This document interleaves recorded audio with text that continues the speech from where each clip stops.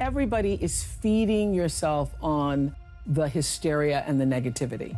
You gotta stay in the light.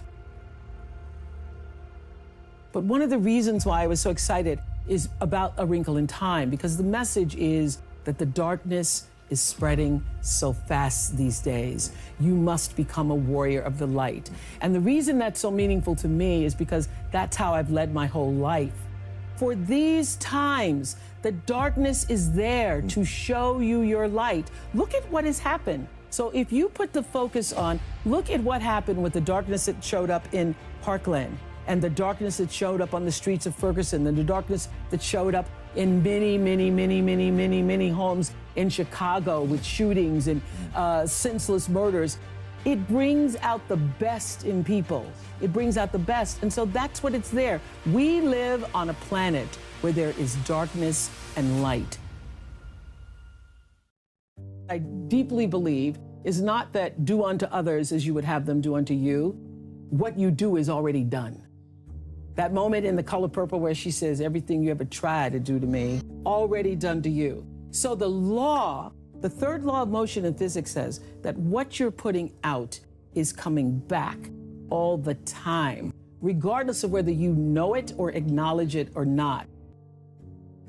I say to my girls all of the time that your real work is to figure out where your power base is and to work on the alignment of your personality, your gifts that you have to give, with the real reason why you're here. That's the number one thing you have to do, is to work on yourself and to fill yourself up and keep your cup full. Keep yourself full. Now, I used to be afraid of that. I used to be afraid, particularly from people who say, oh, she's so full of herself. She's so full of herself. And now I embrace it. I consider it a compliment that I am full of myself. Because you only when you're full, I'm full, I'm overflowing, my cup runneth over. I have so much to offer and so much to give. And I am not afraid of honoring myself, you know? It's miraculous when you think about it. My life is fueled by my being, and the being fuels the doing. So I come from a centered place. I come from a focused place. I come from compassion. I come from a willingness to understand and to be understood. And I come from wanting to connect. I mean, the secret of that show for 25 years is that people could see themselves in me. All over the world, they could see themselves in me. And even as I became more and more financially successful, which was a big surprise to me, I was like, oh my God, this is so exciting. But what I realized is through the whole process, because I'm grounded in my own self, that although I could have more shoes, my feet stayed on the ground, although I was wearing better shoes. These are kind of cute today, too. So I could keep my feet on the ground, even though I could get more shoes. And I could understand that it really was because I was grounded. I've done was doing and continue to this day to do the consciousness work. I work at staying awake. The reason why I was #1 for 25 years is because I figured out early on, there is no story anybody has ever heard that somebody else hasn't experienced. Nothing.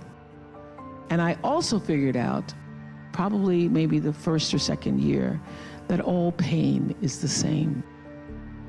That a mother in Somalia feels the same way as a mother in Seattle when she loses her child. And the common denominator in the human experience is our emotions and our feelings. And the more vulnerable and open you are willing to be with your story, the more actual understanding you create with other people, and the more powerful you become. People don't think less of you for sharing your story. They think more of you for having the courage to share it. What inspired me was, and continues to be, what continues to inspire me, is a primal and fundamental desire to fulfill the highest expression of myself as a human being. I don't want to die not having completely burnt out every single possibility of my humanity.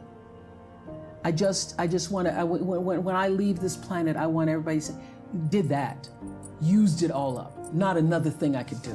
There wasn't another person I could have given of myself to. There wasn't another deed I could have done. There wasn't anything that you want to say, I want to fill it up. You want to take this whole human existence, which when you think about it, Godfrey, is really pretty damn miraculous. It is. It is. It is. When you think about what it means to be a human being on the planet Earth right now, that's pretty awesome. So I just want to take that to the max. I want to say, no need to come back as a human.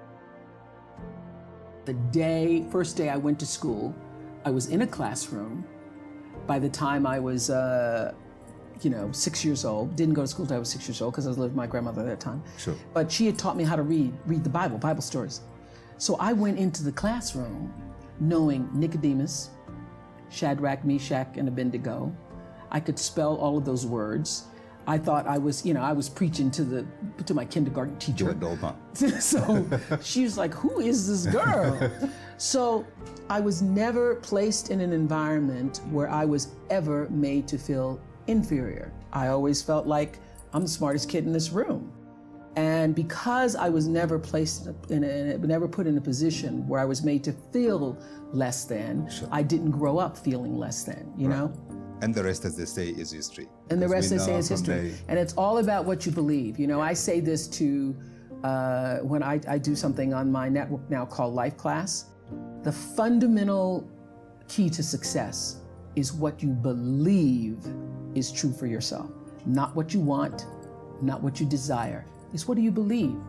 You know, you can say, I want to be the most successful person in the world. Yeah. But if you believe that there's a glass ceiling and you're going to have a hard time kicking through that glass ceiling, you will be defined by the glass ceiling. And the great beauty and gift of my life is that I was never defined by the box that other people tried to put me in.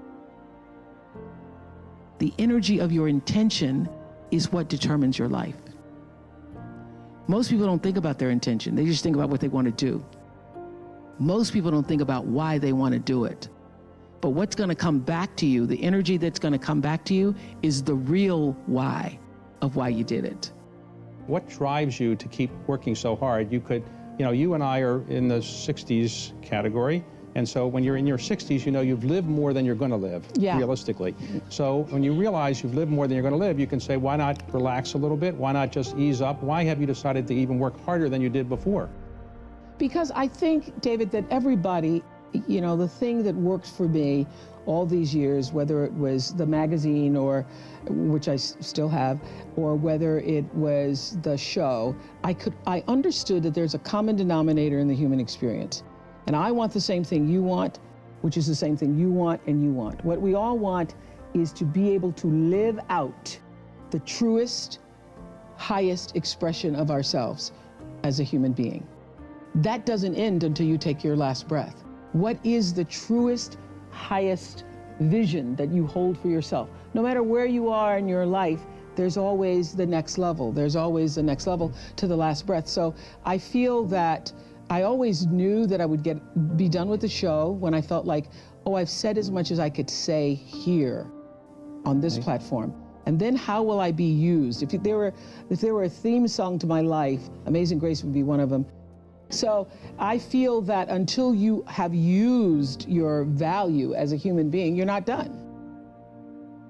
My biggest frustration is not just with young women. My biggest frustration is also with young men, young people who think that, and I have a lot of this with my girls in college, they think that success is supposed to happen like that. Yeah. They think that there isn't a process to it. They think that they're supposed to come out of college and have their brand. And I recognize now that I am a brand, but I was resistant to being called a brand for many years because I was like, brand. I'm not a brand.